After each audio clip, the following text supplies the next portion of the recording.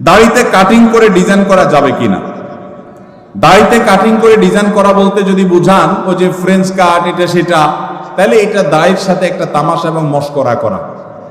নবী করিম সাল্লাল্লাহু আলাইহি সাল্লাম বলেছেন, আফুল্লুহা, তোমরা দাড়িকে লম্বা করো, আর খুল্লুহা, দাড়িকে ছেড়ে দাও। পরিষ্কার নির্দেশ নবীজির।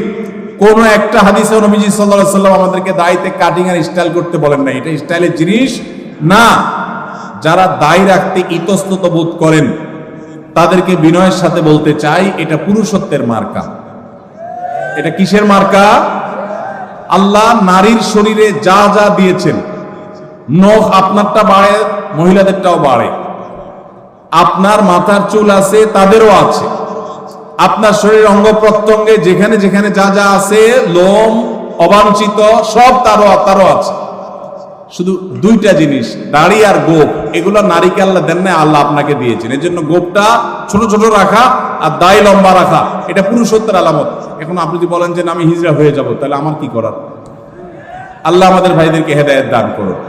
এটা পুরুষত্বের মার্কা, এটা রাখতে কোনো কার্পণ্য করা উচিত না। আমরা অনেকে জাতে উঠার জন্য দাড়ি রাখতে চাই না। তবে দাড়ি যদি কেউ আমাদের কোনো ভাই কেটে ছোট রাখে, আমরা তাকে অ্যাপ্রিসিয়েট করি, আলহামদুলিল্লাহ আমার ভাই শুরুটা করে দিয়েছে, আল্লাহ তার দাড়িটাকে বড় করার তৌফিক দিবে ইনশাআল্লাহ।